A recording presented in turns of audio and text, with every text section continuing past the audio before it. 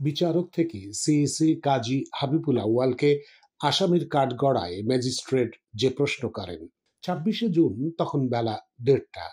দুই হাত পেছনে নিয়ে হাতকড়া পরিয়ে সাবেক প্রধান নির্বাচন কমিশনার কাজী হাবিবুল আউয়ালকে হাজতখানা থেকে ঢাকার চিফ মেট্রোপলিটন ম্যাজিস্ট্রেট সিএমএম আদালতের এজলাস কক্ষে নেওয়া হয়।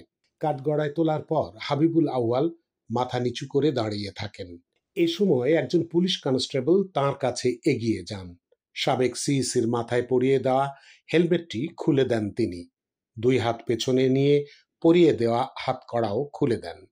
তখন হাবিবুল আউয়াল তাঁর চশমা খুলে শার্টের বুক পকেটে রাখেন। তিনি কাঠগড়ার লোহার রেলিং ধরে মাথা নিচু করে দাঁড়িয়ে থাকেন। বেলা ১:৪০ দিকে ঢাকার সিএমএম মোস্তাফিজুর রহমান এজলাসে আসেন। তখন সাক্ষীর কাঠগড়ায় দাঁড়িয়ে থাকা মামলার তদন্ত কর্মকর্তা শেরেবাংলা নগর থানার উপপরিদর্শক এসআই শামসুজ্জোহা সরকার বিচারকের দিকে তাকান। শেরেবাংলা নগর থানায় করা এক বিএনপি নেতার রাষ্ট্রদ্রোহের মামলায় কাজী হাবিবুল আউয়ালকে কেন রিমান্ডে নিতে চান তাঁর ১১টি কারণ পর্যায়ক্রমে বলতে শুরু করেন তিনি।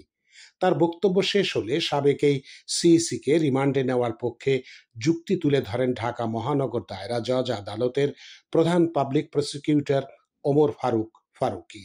বেলা ২টার দিকে রিমান্ড বিষয়ে পিপির বক্তব্য শেষ হওয়ার পর কাঠগড়ায় দাঁড়িয়ে থাকা কাজী হাবিবুল আউয়াল আদালতের কাছে কথা বলার অনুমতি চান।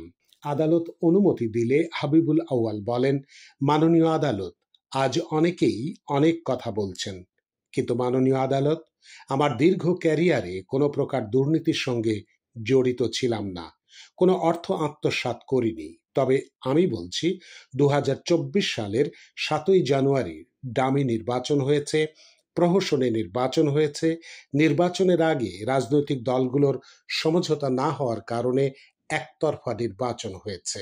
এই পর্যায়ে কাজী হাবিবুল আউয়ালকে থামিয়ে দেন সিএমএম মোস্তাফিজুর রহমান। তিনি প্রশ্ন করেন, আপনার সময়ে কেন নির্বাচনের ইনকোয়ারি কমিটির অস্বাভাবিক ভাতা বৃদ্ধি হয়েছিল? জবাবে হাবিবুল আউয়াল আদালতকে বলেন, মাননীয় আদালত, ৫ বছর পর পর নির্বাচন অনুষ্ঠিত হয়, মূল্যস্ফীতি সহ নানা কারণে ভাতা বাড়ানো হয়েছিল। সিএমএম তাকে পাল্টা প্রশ্ন করেন, আমিও তখন একটি জেলা আদালতের যুগ্ম জেলা জজ ছিলাম। আমরা জানতাম নির্বাচনের সময় এনকোয়ারি কমিটির প্রধানদের ভাতা সাধারণত ২০ থেকে ২৫,০০০ টাকা হয়, কিন্তু আমরা দেখলাম ৭ই জানুয়ারির নির্বাচনে এনকোয়ারি কমিটির প্রধানদের ভাতা ৫ লাখ টাকা দেওয়া হয়েছিল। কেন নির্বাচনে জড়িত ব্যক্তিদের এত অস্বাভাবিক ভাতা বৃদ্ধি করা হয়েছিল? সিএমএম এর এ প্রশ্নের জবাব এড়িয়ে যান কাজী হাবিবুল আউয়াল।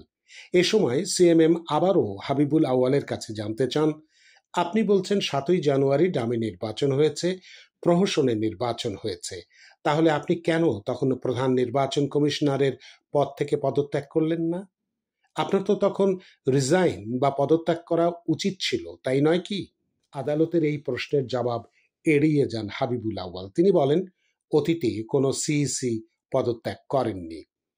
এ সময় হাবিবুল আউয়াল বলেন, মাননীয় আদালত, ১৯৭১ সালে দেশ স্বাধীনের পর শেখ মুজিবুর রহমানের আমলে যে নির্বাচন হয়েছিল, সেই নির্বাচনে ব্যালট পেপার ছিনতাই হয়েছিল।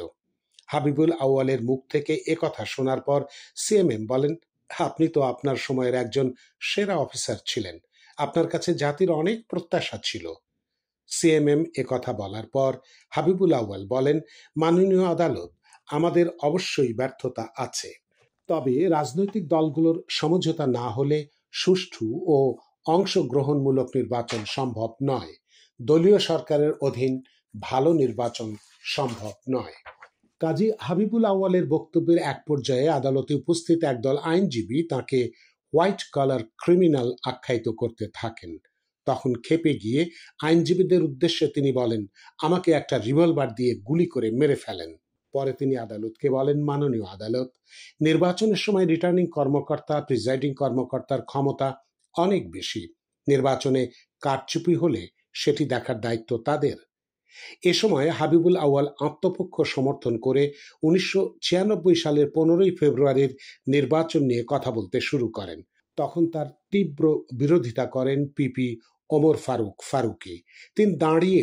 তিনি দাঁড়িয়ে বলতে থাকেন, কাজী হাবিবুল আউয়াল সাহেব, কাঠগড়ায় দাঁড়িয়ে সাধু হওয়ার কোনো সুযোগ নেই। আপনি ডামি নির্বাচন করেছেন, প্রহসনে নির্বাচন করেছেন, আপনি আপনার কথা বলেন, আরেকজনের কথা আপনি বলতে পারেন না।